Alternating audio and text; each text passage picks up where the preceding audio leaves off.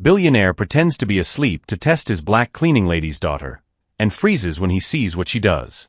The safe was wide open, displaying piles of cash that represented more than most people earn in a lifetime. Thomas Mitchell remained motionless in his leather armchair, breathing steadily, his eyes half open, watching her every move. Little Jasmine, only 6 years old, entered the office holding her mother Diana's hand. The two had arrived for the night shift, as they had done for the past 2 years at Thomas's company. The girl wore her miniature pink gloves, a gift Diana had bought to make her daughter feel useful while accompanying her during the school holidays. Thomas had planned this moment meticulously. After discovering that his partner had embezzled $3 million, his trust in humanity was shattered. At 45, he had built an empire, but now he wondered if there was a single honest person in the world. The test was simple: leave the safe open with a fortune in plain sight and see if anyone could resist the temptation. Diana began cleaning the bookshelves, focused on her work. Jasmine, curious like all children, approached the table where Thomas was sleeping. Her little eyes sparkled at the sight of so much money, more than she had ever seen in her life. Thomas held his breath, preparing to witness yet another disappointment. But what happened next left him completely paralyzed. Jasmine didn't touch the money. Instead, she noticed that the bills were disorganized and began to arrange them carefully, separating them by denomination and stacking them with the precision of a little accountant. Her little hands worked with impressive delicacy, as if she were handling something sacred. "Mommy," she whispered, "Mr. Thomas's money was all messy. I tidied it up just like you taught me to do with our coins at home." Diana turned quickly, startled. "Jasmine, you can't touch the boss's things." "But it was messy, Mom. He'll be happy when he wakes up and sees everything tidy." Thomas felt something he hadn't felt in years. His throat tightened with emotion. This child, who had probably never had more than $20 in her hands, had organized a fortune instead of taking a single penny.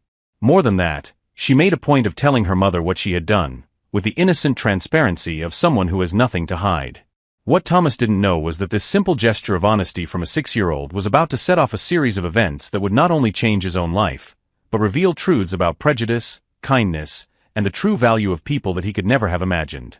If you're wondering how a child can teach life lessons to a billionaire, be sure to subscribe to the channel, because this story of transformation is just beginning, and what lies ahead will show that sometimes the greatest lessons come from the most unexpected places. In the weeks that followed, Thomas continued to observe Diana and Jasmine discreetly. He discovered that Diana worked double shifts, cleaning at his company at night and cleaning at a doctor's office in the morning. Jasmine always accompanied her, doing her homework in the waiting room or playing quietly while her mother worked. What impressed Thomas most was the education Diana gave her daughter. "We always return what isn't ours, even if no one is watching," he heard her teach the little girl. "Our honesty is worth more than any money in the world." Diana had grown up in foster care after losing her parents at the age of 9. She struggled to graduate from high school while working, but was never able to afford college. At 22, she became pregnant with Jasmine, and the father disappeared when he found out. Since then, she had been supporting her daughter alone, refusing any kind of assistance she considered charity.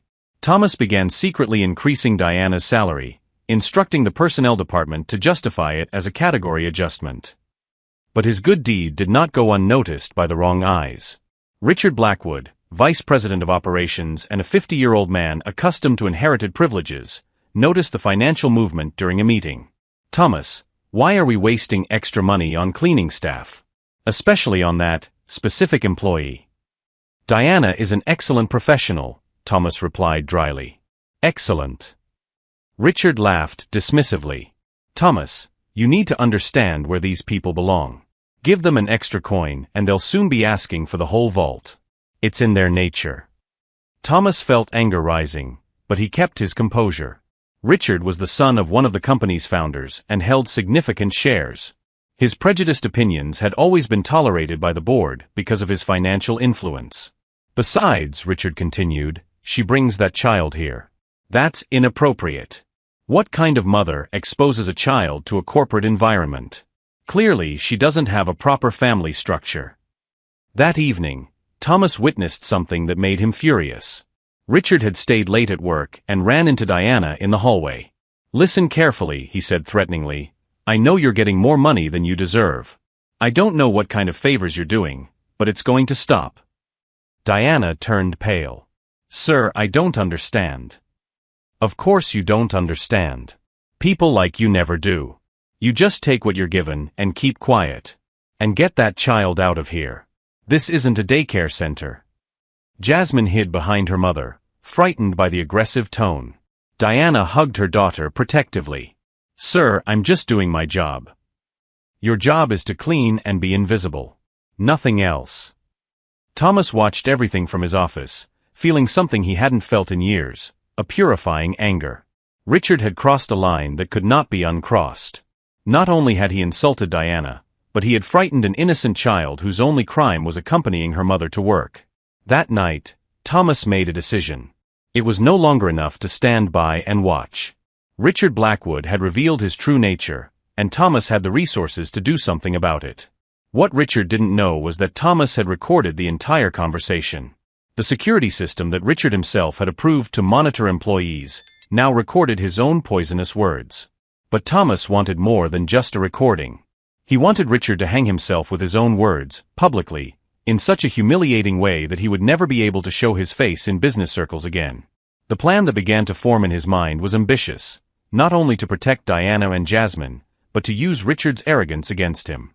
Every new humiliation the man inflicted only strengthened something inside Thomas that had lain dormant for years, a thirst for justice that grew fueled by the very injustice he witnessed.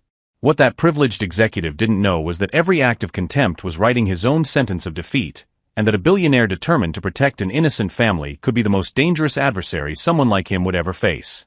The next morning, Thomas made a call Richard could never have imagined. Marcus, I need your services again, he said on the phone to Marcus Chun, a former FBI investigator and expert in corporate cases. The two had worked together during the embezzlement case, and Marcus knew every dark corner of the business world. What kind of trouble now, Thomas? The kind that involves institutional racism and abuse of power.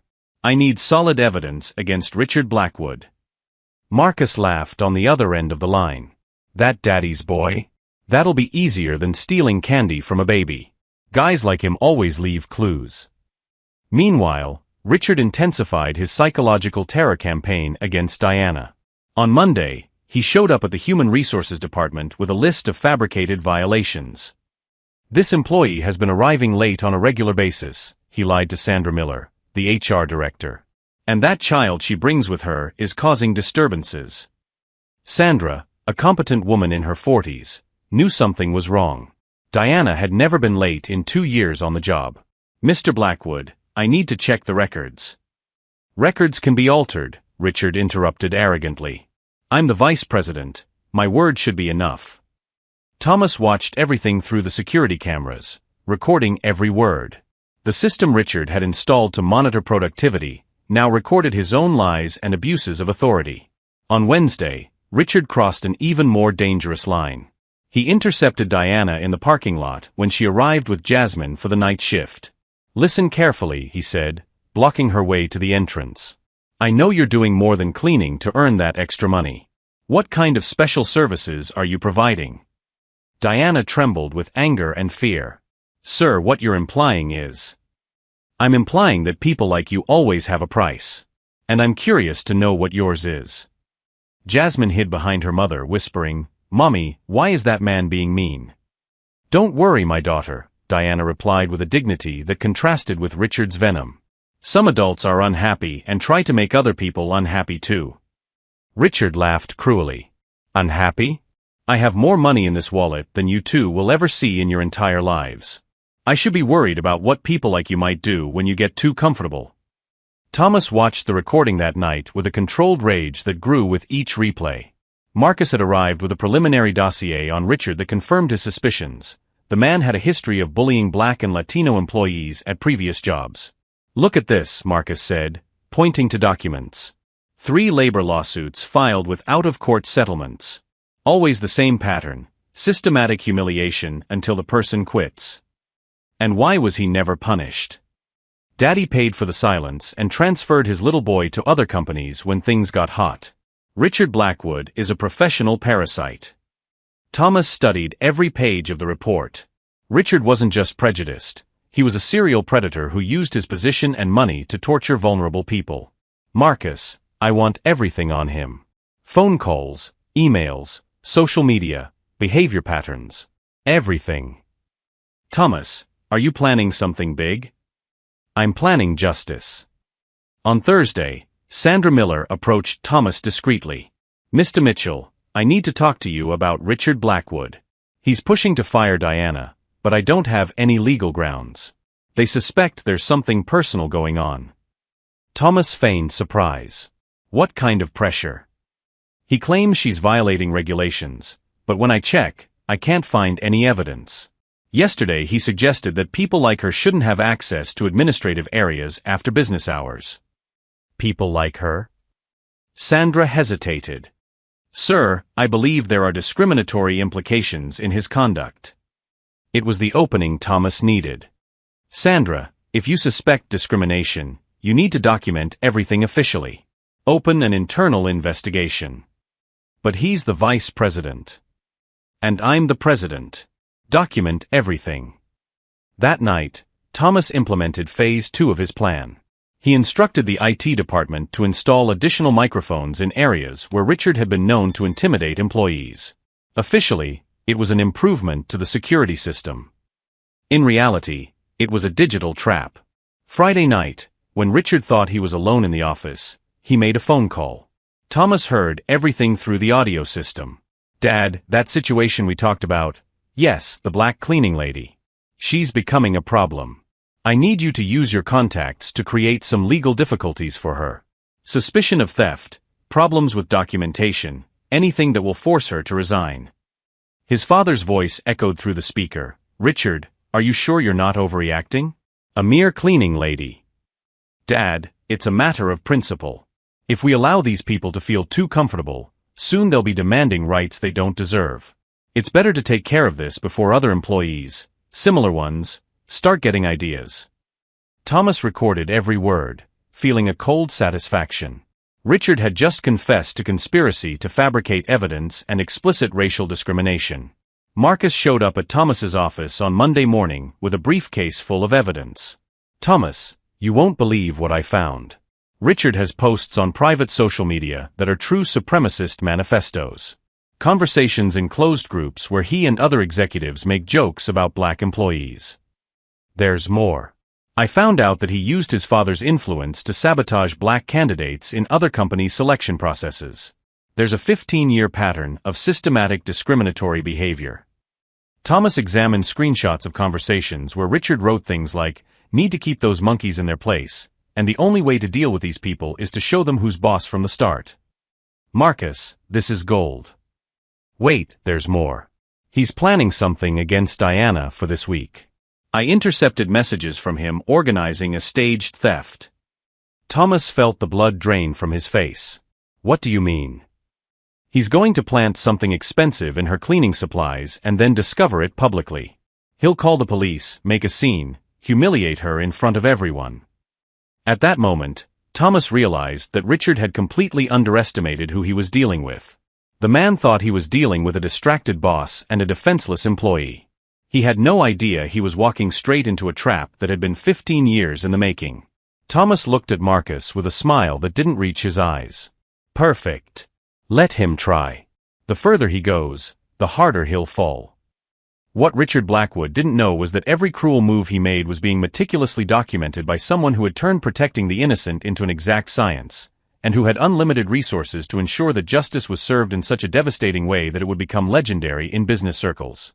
The following Tuesday, Richard executed his sordid plan with the arrogant confidence of someone who had never faced real consequences.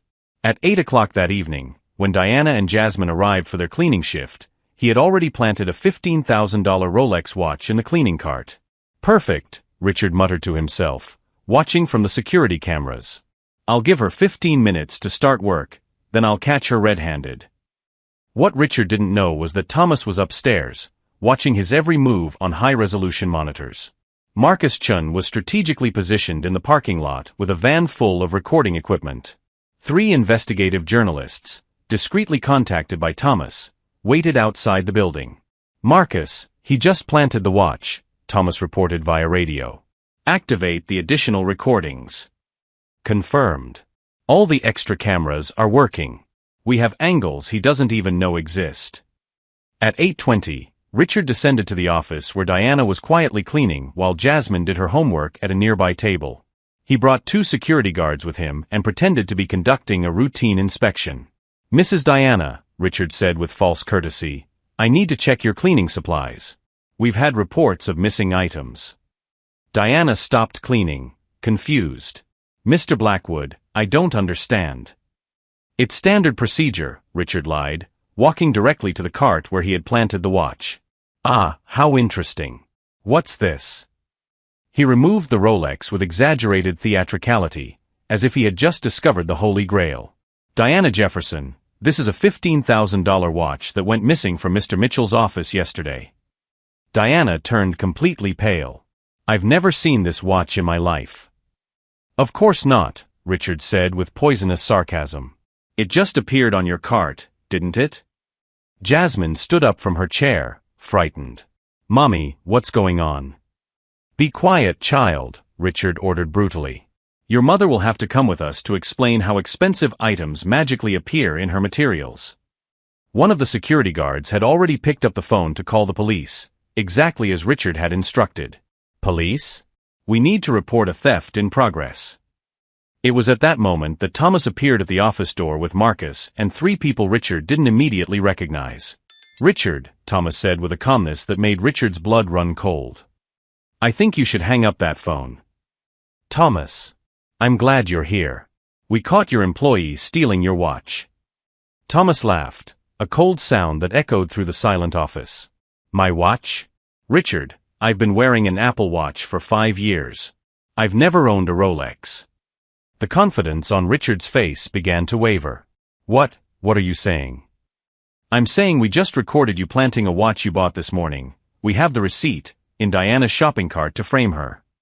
Marcus approached with a tablet, showing high-definition footage of Richard placing the watch in the cart 40 minutes earlier. "Angle 1, he said, swiping to the next video. "Angle 2. Angle 3. We even have your face clearly visible when you check to make sure no one is watching." Richard tried to speak, but Thomas interrupted him. "Oh, but there's so much more, Richard. Marcus, show him the scrapbook we put together." Marcus opened a digital file and began projecting its contents onto a portable screen. First came screenshots of Richard's racist posts in private groups. "Need to keep these monkeys in their place," Marcus read aloud. "That's yours, isn't it, Richard?" Diana gasped, covering her mouth with her hands. Richard tried to get closer to the screen, but Thomas blocked him. "Here's your conversation planning to create legal difficulties for Diana," Marcus continued. "And here's your confession that it's a matter of principle to prevent these people from feeling comfortable. Where did you get this?" Richard stammered, sweat beginning to bead on his forehead. "Security system you approved yourself, remember? Including that call to your conspiracy-mongering father to fabricate evidence against an innocent employee." One of the journalists identified herself. "Jennifer Walsh, Channel 7 News. Mr. Blackwood, would you like to comment on this evidence of systematic racial discrimination and conspiracy to fabricate criminal evidence?" Richard finally understood the magnitude of what was happening. "You can't use that. I have rights." "Of course you do," Thomas said calmly. "You have the right to remain silent, because anything you say will be used against you. Not just by the police, who are already on their way to arrest you for conspiracy and attempted defamation, but also by the press, the company board, and Diana's lawyers." Marcus continued the presentation. "We also have records of your 15 years of systematic discrimination in previous jobs. 3 lawsuits hushed up by Daddy, 8 Black and Latino employees you harassed until they quit. And best of all," Thomas interrupted, "we have recordings of you on cameras you didn't even know existed, including your threats to Diana in the parking lot and your disgusting sexual advances." The second reporter stepped forward with a camera. "Mr. Blackwood, how do you respond to the accusations that you used your position to systematically persecute minority employees?" Richard tried to run, but Marcus blocked the exit. "Oh, I almost forgot," Marcus said with a smile. "Your bank account was frozen an hour ago. Your family has already been notified of the contents of the evidence. And the company board has called an emergency meeting for tomorrow morning to discuss your dismissal for cause and possible legal action." "Diana, who had remained in shock throughout the revelation, finally found her voice. "Mr. Mitchell, did you know this was going to happen?" "Diana, I knew Richard was prejudiced, but I didn't imagine he would go so far as to try to destroy you with false evidence. When I discovered his plan, I decided it was time to stop watching passively." Jasmine approached Thomas timidly. "Mr. Thomas, will the bad man stop scaring Mommy now?" Thomas knelt down to the girl's height. "No, sweetheart. He'll never bother you again." Richard, desperate, made one last pathetic attempt. "Thomas, we can settle this between gentlemen. My family has significant investments in the company." "Had," Thomas corrected him. "Until 20 minutes ago, when the board voted unanimously to force the purchase of all Blackwood family shares. Congratulations, you've managed to ruin not only your own career, but also your family's fortune." The police arrived at that moment, but it wasn't Diana who was arrested. "Richard Blackwood," said Detective Harris, "you're under arrest for conspiracy to fabricate evidence, harassment, racial discrimination, and attempted defamation." As they handcuffed Richard, he looked at Diana with a hatred that finally revealed his true nature. "This won't stand. My family has influence." "Had," Marcus corrected again. "Until this morning, when the evidence was leaked to all major media outlets. Your father called 2 hours ago asking to be removed from the company's contact list." The third reporter approached Diana. "Ms. Jefferson, how does it feel to know that you have been completely vindicated and that your persecutor will face the full consequences?" Diana looked at Jasmine, then at Thomas. "I feel gratitude. Gratitude that there are people willing to fight for justice, even when it would be easier to ignore it." Thomas watched Richard being led away in handcuffs, knowing that the man faced not only prison but complete social and financial ruin.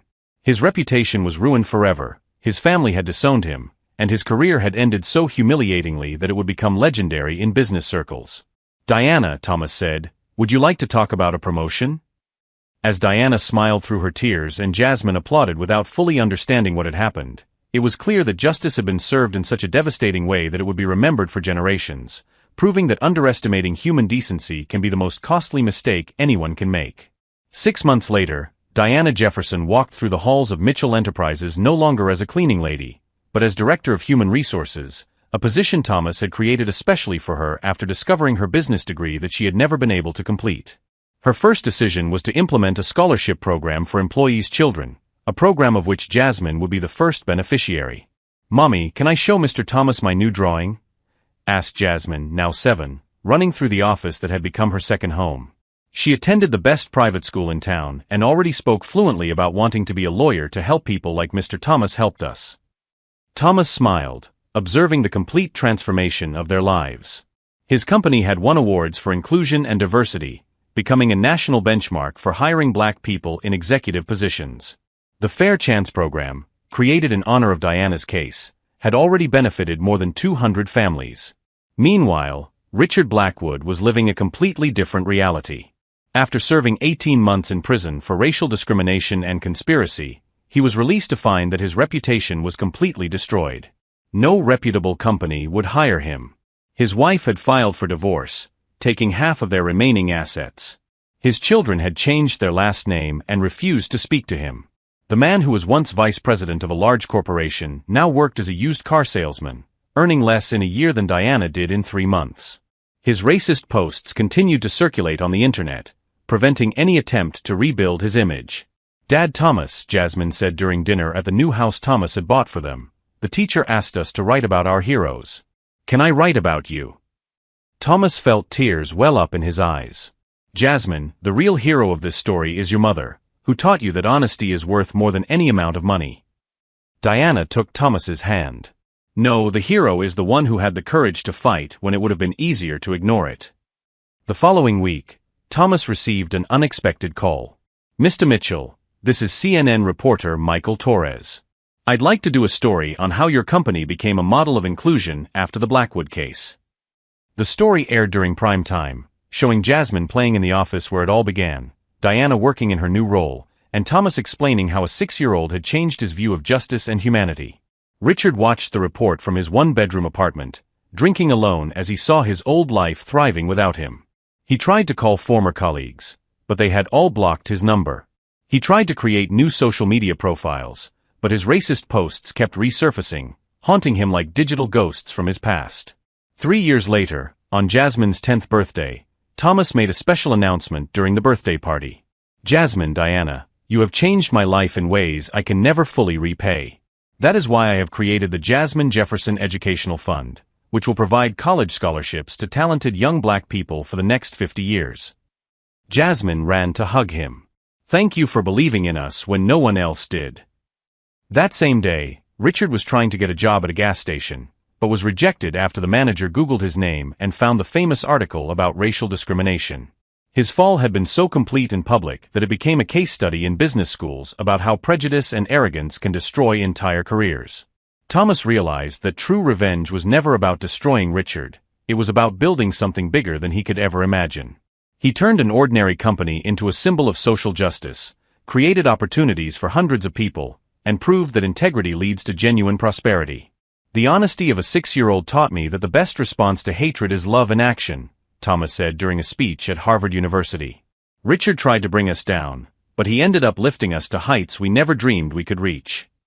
Today, Jasmine is attending a prep school bound for Harvard. Diana has an MBA and is nationally recognized for her innovations in human resources, and Thomas has been honored by the government for his contributions to racial equality in the corporate environment. Richard? He still lives alone, working odd jobs, remembered only as an example of what happens when someone underestimates the power of human decency combined with the determination to do what is right. True justice was not Richard's imprisonment or his financial ruin. It was proving that kindness, when protected by strength, builds legacies that inspire generations. If this story of transformation touched your heart, subscribe to the channel to discover more stories that prove that doing good is always worth it, even when it seems impossible.